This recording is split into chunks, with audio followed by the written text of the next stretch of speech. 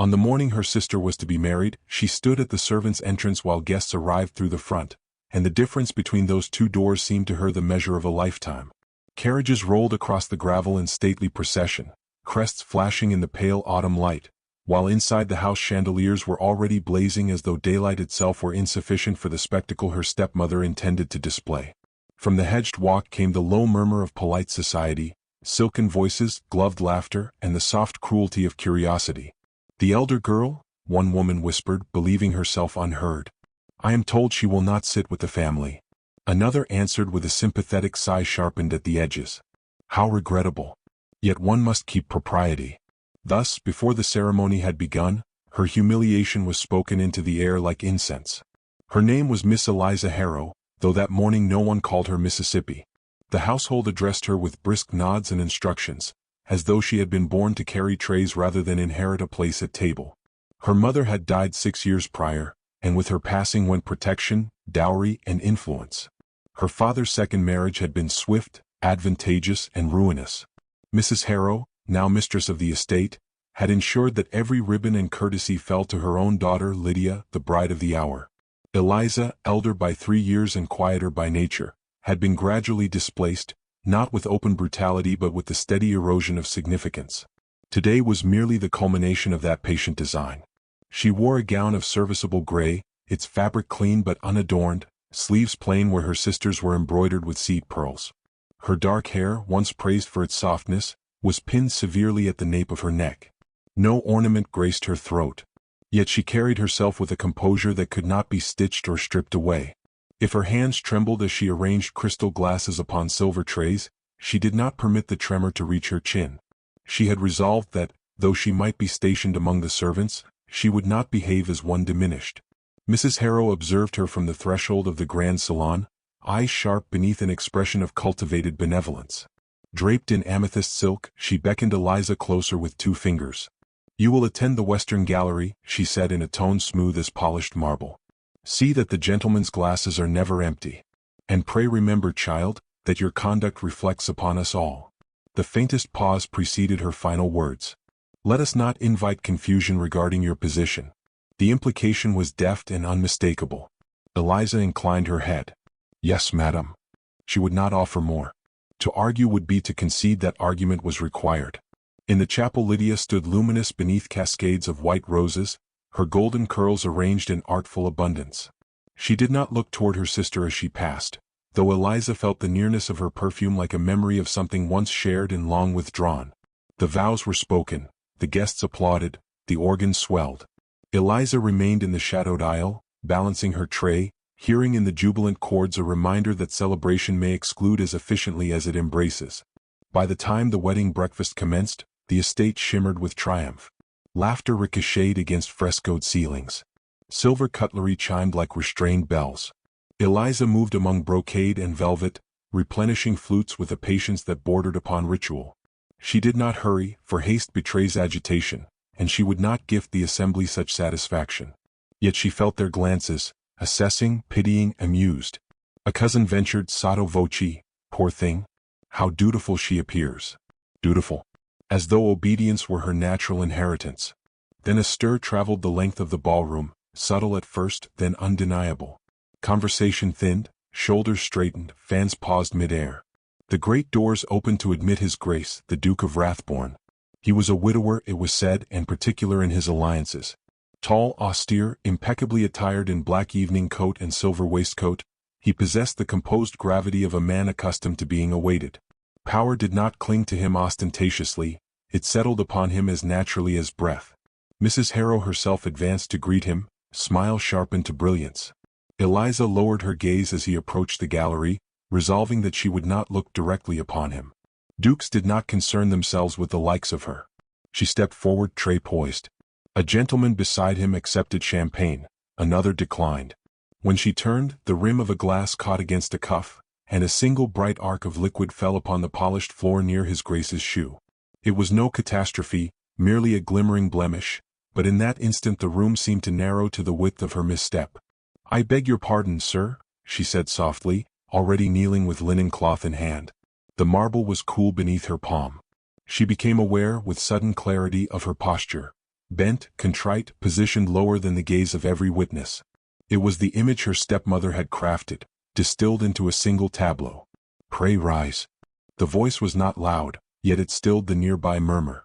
She looked up despite herself. The Duke regarded her not with annoyance nor indulgence, but with an attention so direct it felt almost like recognition. His gloved hand extended, not to command but to assist. "No lady should kneel so readily," he added, measured and calm. A flush rose to her cheeks, though whether from embarrassment or something less defensible she could not discern. "I am accustomed to fulfilling my duties, Your Grace." His gaze lingered a fraction longer than etiquette required. "Then perhaps," he replied, "your duties have been poorly assigned." The words were simple, their implication was not. Around them, conversation attempted to resume, though curiosity tugged at every ear. Mrs. Harrow, observing from across the room, stiffened almost imperceptibly. Eliza accepted the Duke's offered hand, and for the briefest instant her fingers rested within his. The contact was formal, gloved, irreproachable, yet it carried a current she could neither name nor dismiss. When she straightened, she became aware that he had not looked away. In a ballroom radiant with pearls and ambition, the most powerful man present regarded the girl in gray as though she were neither servant nor spectacle, but something yet to be determined. And in that unguarded exchange, beneath chandeliers blazing with borrowed light, the careful architecture of her humiliation shifted by a single, dangerous degree. The air did not recover easily from that small interruption. It rearranged itself around it. Though the orchestra resumed its waltz and conversation returned in cautious increments, a thread of speculation now wound through every exchange. Eliza felt it brush her shoulders as she moved, as palpable as cobweb silk. She kept her gaze modestly lowered, yet she sensed that she was no longer invisible. The Duke of Rathbourne had looked at her, truly looked, and society, ever alert to hierarchy, understood that such attention altered the mathematics of a room. His Grace did not retreat to the safer territory of titled matrons as Mrs. Harrow had anticipated. Instead, he remained in the western gallery longer than courtesy demanded, conversing with an elderly baronet while his eyes, in quiet intervals, returned to the girl in gray. He inquired of a footman, too casually to be called interrogation, "The young lady assisting here, she is of the family?" The footman, uncertain whether truth or diplomacy would best serve him, replied, "Miss Eliza Harrow, Your Grace. The bride's elder sister." The Duke absorbed this without visible reaction, yet something sharpened in his composure, as though a puzzle piece had settled into place. Eliza, unaware of the exact words but conscious of their direction, felt the temperature of the room tilt against her. Two ladies by the pianoforte leaned closer together. "Elder sister?" one murmured. "Then why?" The other silenced her with a knowing glance toward Mrs. Harrow, who stood rigidly attentive to every fluctuation of rank and rumor. Lydia, radiant in bridal ivory, laughed too brightly at some jest from her new husband, though her gaze flickered once, quick and uncertain, toward the gallery. It was during the second course that the first unmistakable gesture occurred. A pair of gloves, fine kid leather, dove gray, unmistakably masculine, rested upon the edge of Eliza's tray after she had passed behind his Grace's chair. She had not seen him remove them. She had not seen him place them there. Yet there they lay, deliberate as a calling card. She paused only a heartbeat before setting the tray upon a sideboard and lifting the gloves in both hands. "Your Grace," she said evenly, approaching him through a corridor of suddenly attentive faces, "you have misplaced these." He regarded the gloves, then her, as though considering the nature of possession itself. "Have I?" His tone carried no apology. "Then I am indebted to you for their recovery." He did not extend his hand to reclaim them. Instead, he allowed the silence to lengthen, inviting interpretation. A faint current of astonishment rippled outward. In the strict grammar of etiquette, such an exchange bordered upon intimacy. "You are most welcome, sir," Eliza replied, placing the gloves upon the table beside him rather than into his grasp. It was a small assertion, yet it steadied her spine. Their fingers did not touch this time, but the absence felt charged like withheld breath. Mrs. Harrow intervened with a smile honed to precision. "Your Grace, how remiss of the household that you should be inconvenienced. Eliza, do attend more carefully." The rebuke floated lightly, yet it struck its mark. Eliza inclined her head again, though her pulse beat insistently at her throat. She resumed her circuit, aware that every step was now measured against an invisible scale. The orchestra shifted to a quadrille, and partners assembled upon the polished floor. Tradition dictated that distinguished guests be offered precedence in selecting their companions. Mrs. Harrow guided Lydia forward with hopeful anticipation, but before the introduction could be formalized, the Duke turned, unhurried, irrevocable, toward the gallery. He crossed the space with the composure of a man who neither seeks nor fears witness. "Miss Harrow," he said, stopping before her as she stood momentarily unoccupied. "Might I claim this dance?" The request was not loud, yet it struck the room with the force of proclamation. Eliza felt heat surge to her cheeks. "Your Grace, I am not attired for." "I did not inquire of your attire," he replied, his voice tempered but firm. "I inquired of your company." A hush settled, thick as velvet. Mrs. Harrow's fan snapped closed.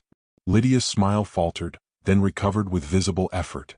Eliza understood, in that suspended instant, the magnitude of acceptance. To refuse might restore equilibrium, to accept would fracture it. Yet something within her, long disciplined into silence, rose in quiet defiance. "If you insist, sir," she answered, placing her hand lightly upon his sleeve. They entered the pattern of the dance, gray wool moving among silks and satins like a cloud crossing a painted sky. The Duke's gloved hand rested at her waist with impeccable propriety, yet his nearness unsettled the careful boundaries she had constructed around her heart. For several measures he spoke not at all, guiding her through the figures with understated assurance.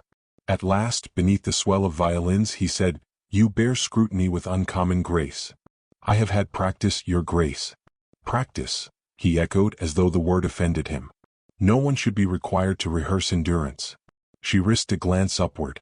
"Endurance is sometimes the only accomplishment permitted a woman." His gaze did not waver. "I find that limitation unjust." The declaration, mild in tone, carried the weight of dissent. Around them whispers thickened. A gentleman near the punch bowl remarked too audibly, "Rathbone grows eccentric in his widowhood."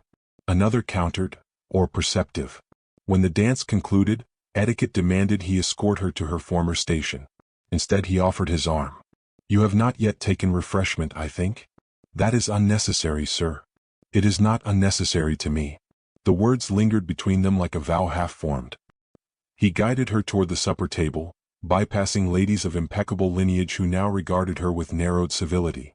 Mrs. Harrow approached, her composure strained thin as porcelain. "Your Grace, perhaps Miss Eliza's duties may be briefly suspended," he finished smoothly. "I shall assume responsibility." Responsibility. The term resonated with implications neither trivial nor fleeting. Eliza felt the axis of her world tilt again, more decisively this time.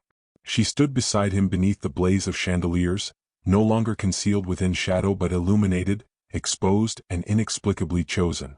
And as she sensed her stepmother's calculations darken and the murmurs swell toward scandal, she realized that the gloves had not been misplaced at all. They had been left, like a marker laid upon a battlefield where alliances were about to be declared. By the time twilight gathered at the edges of the estate, the wedding's gaiety had acquired a brittle sheen. Laughter rang a fraction too loudly, compliments lingered a fraction too long. Eliza felt herself suspended at the center of an invisible web, every glance a filament drawn taut. The Duke's public attentions had not faded with the dance, they had sharpened. Twice more he sought her in the crowded salon, once to inquire whether she had dined, and again merely to remark upon the sudden chill in the air, as though her comfort were a matter requiring personal vigilance. Each approach tightened the atmosphere around them, until even the candles seemed to burn with speculative curiosity. Mrs. Harrow's patience thinned into something perilous. She intercepted Eliza near the corridor leading to the gardens, her smile fixed and luminous as cut glass. "You will withdraw for a time," she murmured, fingers closing around Eliza's wrist with genteel firmness. "It is unseemly to invite notice." Her eyes flicked toward the ballroom where His Grace conversed with Lydia's husband. "We must not mistake courtesy for interest." The words were shaped like advice, yet edged with warning. "I have invited nothing," Eliza replied softly. "That, my dear, is precisely the difficulty." Released, she obeyed, not from submission but from a desire to quiet the storm she sensed forming. She passed through the French doors into the evening, where lanterns glowed along the gravel path and the scent of damp roses mingled with approaching rain. The garden, earlier a backdrop for celebration, now felt like neutral ground. She drew a steadying breath, allowing the cool air to temper the heat of humiliation and confusion rising within her. It was folly to imagine that a duke's attention signified anything durable. Dukes belonged to dynasties, not to displace daughters in gray. Miss Harrow. The voice reached her before she could retreat further into shadow. She turned to find him standing beneath the arch of climbing ivy, the last light of day tracing austere lines along his profile. He had removed his gloves. His hands, bare and steady, rested lightly upon the stone balustrade. There was no audience here, no orchestra to mask the silence between them. "Your Grace," she said, inclining her head, though her pulse quickened despite resolve. "I was informed you had retired," he began, approaching with measured steps. "I found the explanation unsatisfactory. I assure you it was not intended to trouble you." "On the contrary," he replied, "your absence was conspicuous." The admission unsettled her more than his nearness. "It would be prudent, sir, for my presence to remain inconspicuous." He regarded her steadily. Prudence is often a disguise for injustice. A faint breeze stirred the ivy leaves above them, scattering droplets from an earlier mist across the gravel. She clasped her hands to still their tremor. "You are kind, your Grace, yet kindness can prove costly. I would not have you incur expense on my account." "Do you suppose," he said quietly, "that I am unaware of cost?" The question held neither arrogance nor reproach, only a depth she had not anticipated. In the softened light she perceived something beneath his composure, a fatigue perhaps, or memory. "Then you must understand why I cannot encourage what society will misinterpret." "Society," he answered, stepping closer, "misinterprets by habit." She dared to meet his gaze fully then, seeking mockery and finding none. "I have lived long within its habits." "And endured them," he returned, with more dignity than many who presume superiority. The word struck her with unexpected force. Dignity had been her solitary possession, guarded fiercely in private, dismissed publicly as meekness. To hear it named, respected, threatened the fragile discipline she maintained. "You mistake endurance for virtue," she said, though her voice softened. "I mistake nothing," he replied. "I have observed you since this afternoon, Miss Harrow. You carry humiliation without surrender. That is not submission. It is strength." Silence settled between them, heavy with unspoken acknowledgment. The lantern nearest them flickered, casting restless shadows across his features. She became acutely aware of the intimacy of this secluded space, of the impropriety inherent in it. "If anyone should see us, they will see what I permit," he said evenly. The confidence in his tone both steadied and alarmed her. "And what do you permit, your Grace?" A pause followed, deliberate and weighted. "Honesty." He reached into the inner pocket of his coat and withdrew a small object that caught the lantern light, a signet ring bearing the Rathborne crest. It was not ostentatious, yet its authority was unmistakable. He held it between them, not as ornament but as testament. "I do not extend tokens lightly," he said, "nor do I seek diversion." Her breath faltered. "Then what do you seek?" "You." The simplicity of the word reverberated in the narrow space. She stepped back involuntarily, the gravel shifting beneath her slipper. "You cannot mean that." "I mean precisely what I say." He took her hand, not abruptly but with measured intention, and placed the ring upon her palm. The metal was cool, substantial. "I will not insult you with secrecy. If I pursue your acquaintance, it shall be openly." Fear and longing collided within her chest. "Your Grace, I possess neither fortune nor favor. I would bring you nothing but controversy." "You would bring me yourself," he answered. "I find that sufficient." Emotion rose unbidden, sharp and luminous. No one had ever spoken of her as though she were an offering rather than an obligation. Yet reason, schooled by years of caution, pressed urgently upon her thoughts. "You do not know the consequences. Enlighten me." "My stepmother will not relinquish her designs quietly," she said. "She has labored to secure advantage for her daughter. Your attention undermines that labor." A faint, almost imperceptible smile touched his mouth. "Then perhaps her designs require reconsideration." Before she could respond, the distant sound of the ballroom doors opening cut through the evening air. Voices drifted toward the garden, familiar, searching. Eliza's heart tightened. She closed her fingers reflexively around the ring, as though to shield it from sight. He did not withdraw his hand. "Return inside," she whispered urgently. "Please." "I will," he replied, though he made no immediate move to obey. "But understand this, Miss Harrow, I have chosen my course." Footsteps approached along the gravel path, unmistakably deliberate. Lantern light flared brighter as a figure emerged from the shadows at the far end of the archway. Eliza recognized the silhouette before she discerned the face. her stepmother, posture rigid, gaze fixed upon their joined hands. And in that suspended heartbeat, as accusation gathered like storm clouds behind those narrowed eyes, Eliza realized that whatever fragile anonymity had once protected her was gone, replaced by a conflict no longer confined to whispers. Mrs. Harrow did not raise her voice, she did not need to. The force of her displeasure traveled in the rigid line of her spine and the calculated precision of each step as she entered the lantern light. "Eliza," she said as though summoning a wayward child from mischief, though her gaze rested squarely upon the Duke. "Your absence has been remarked upon." The words were civil, the implication was not. Eliza withdrew her hand at once, though the warmth of his touch lingered like an imprint. The signet ring remained concealed within her palm, its weight both burden and anchor. "I sought a moment's air," she replied, steadying her breath. The ballroom had grown warm. "How fortunate," Mrs. Harrow returned smoothly, "that his grace should require the same remedy." The Duke inclined his head with unassailable courtesy. "Madam, the fault is mine. I detained Miss Harrow." Mrs. Harrow's eyes sharpened. "I cannot imagine for what purpose." "For conversation," he answered. The simplicity of his reply unsettled her more than any elaborate defense. "Conversation," she repeated, allowing the word to hover between incredulity and censure.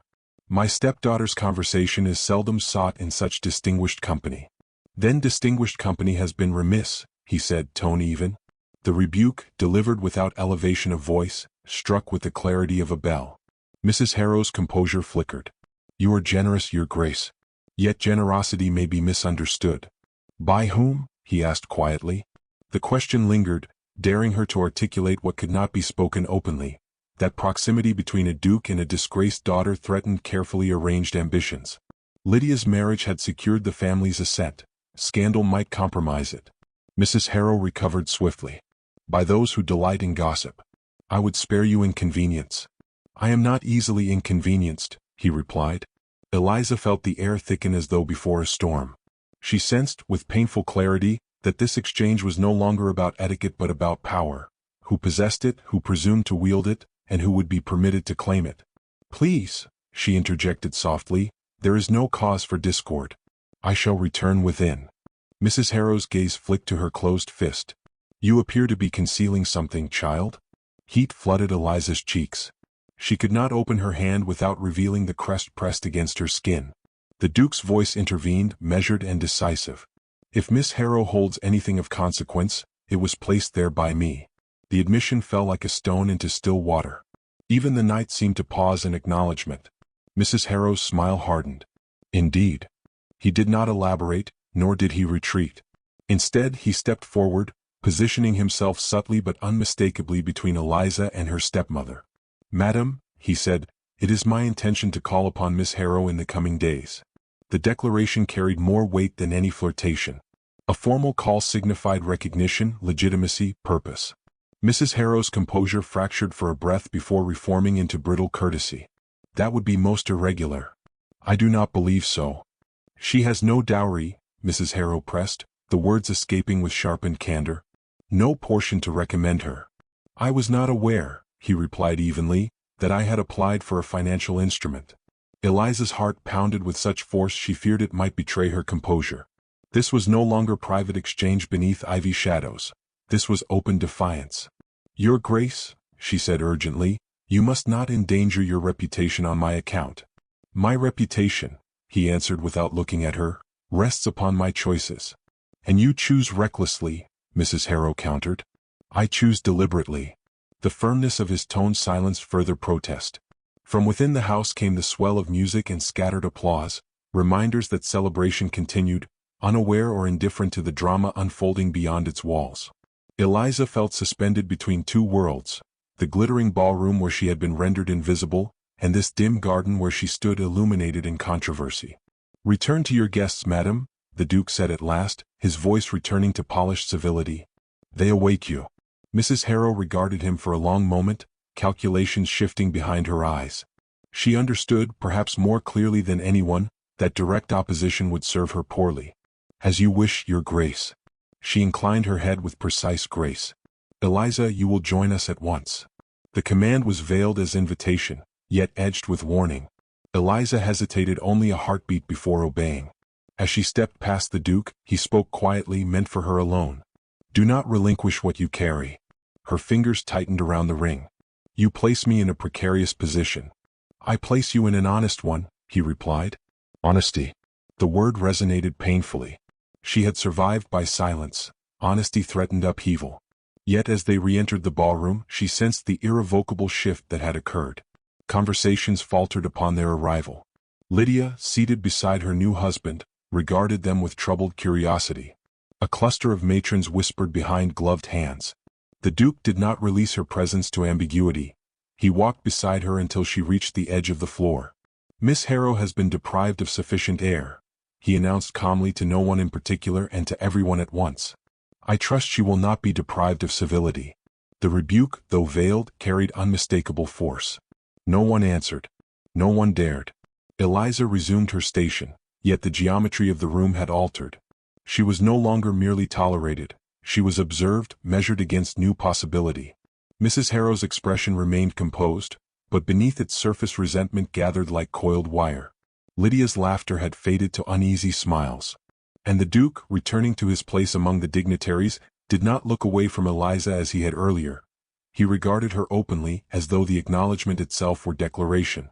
She felt the ring press insistently into her palm, a silent emblem of choice. The conflict that had once resided in whispers now stood beneath chandeliers, undeniable. And as the music resumed and dancers reclaimed the floor, Eliza understood that this night would not conclude with quiet restoration. Something had been set in motion that could neither be concealed nor politely dismissed. Across the room, the Duke lifted his glass, not in toast to the bride, but in unmistakable salute to her, and in that gesture lay a promise that the next move would not be hers to make. Morning arrived with a brightness too candid to permit denial. The wedding guests had not yet dispersed when rumor ripened into assertion, and assertion into quiet scandal. Eliza felt it in the altered rhythm of footsteps along the corridor outside her chamber, in the hush that followed her name when spoken below stairs. She had not slept. The Duke's signet ring lay upon her dressing table where she had placed it at dawn, its crest catching the early light like a question demanding answer. She had not returned it, neither had she dared to wear it.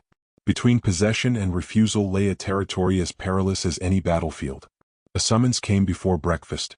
Mrs. Harrow awaited her in the morning room, already composed in dove-gray silk as though for inspection. Lydia sat nearby, her bridal glow diminished by fatigue and something more brittle, resentment perhaps, or fear. The air smelled faintly of roses left too long in water. You have placed this family in a precarious position, Mrs. Harrow began without preamble. I have done nothing, Eliza replied quietly. I was addressed.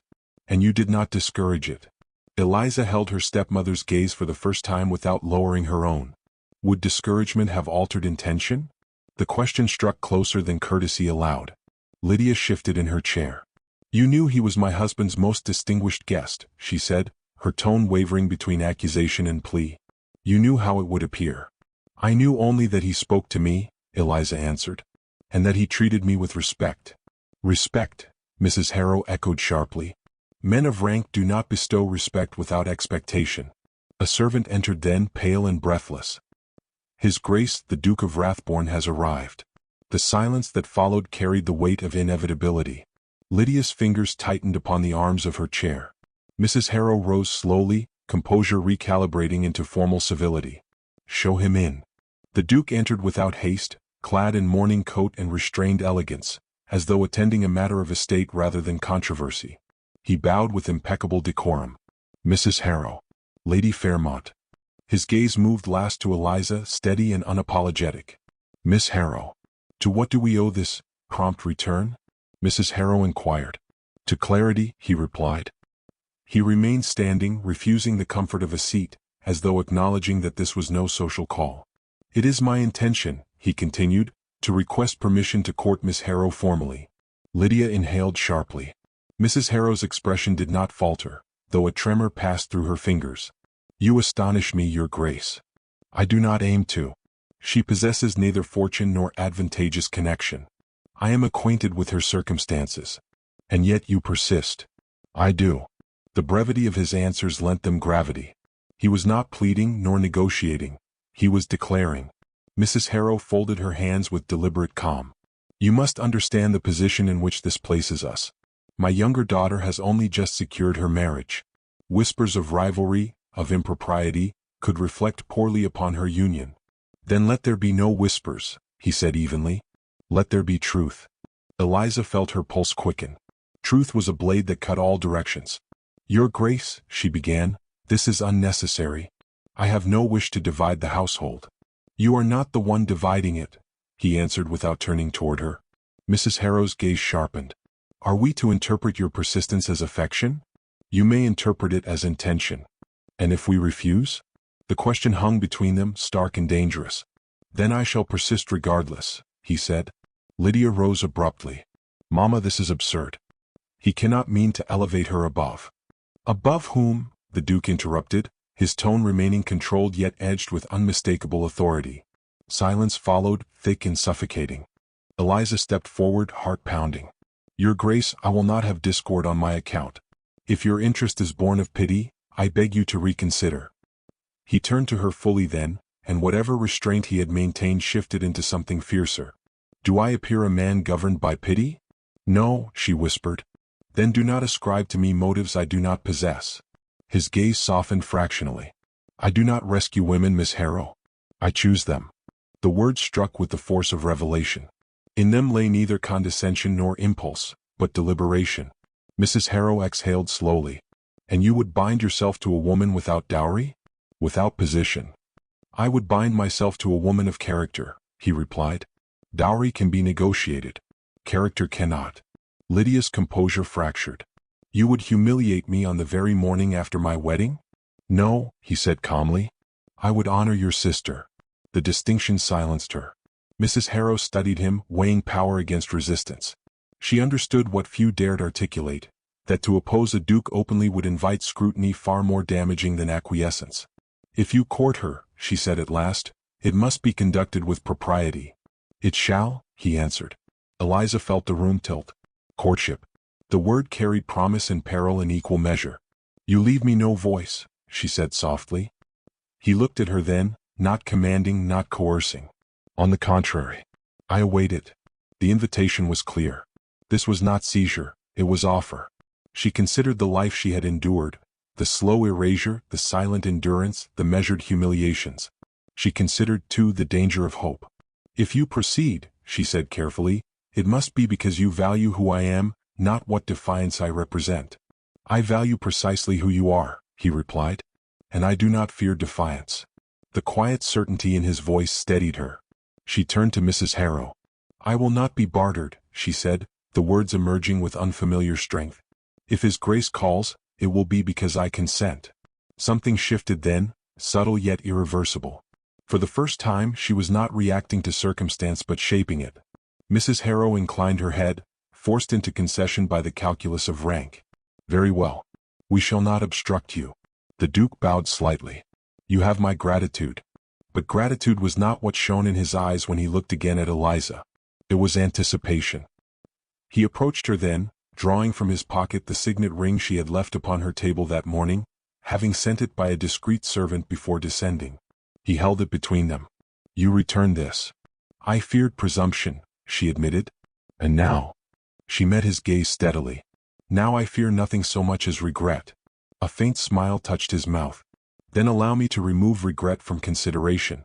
Before the assembled family, without flourish yet with unmistakable resolve, he took her hand and slid the ring upon her finger.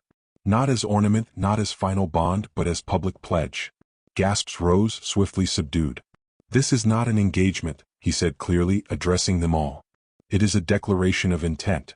I will court Miss Harrow openly and with respect. The room seemed to exhale. The matter, once whispered, now stood acknowledged. Eliza felt the cool weight of the ring settle against her skin, no longer hidden but displayed. The humiliation of the previous day receded, not erased but transformed. She was not a servant beneath chandeliers. She was a woman chosen in full light. The Duke released her hand, though his gaze did not waver. I shall call tomorrow, he said simply. When he departed, the echo of his footsteps lingered like a drumbeat of consequence. Mrs. Harrow spoke at last, voice controlled. You have altered everything. Yes, Eliza replied, surprising herself with the steadiness of her tone. I believe he has. Outside, carriage wheels sounded upon gravel once more, carrying him away, for now. Within the morning room, tension coiled around fragile civility, yet beneath it lay something new and undeniable: agency. Eliza turned toward the window, watching the retreating carriage until it vanished beyond the hedgerow. The sun had risen fully now, unclouded and unapologetic. She touched the ring lightly, not as a token of rescue but as an emblem of choice. For the first time in years she was not standing in shadow. And somewhere beyond the estate gates, the most powerful man in the county was preparing to return, not in secrecy, not in scandal, but in pursuit.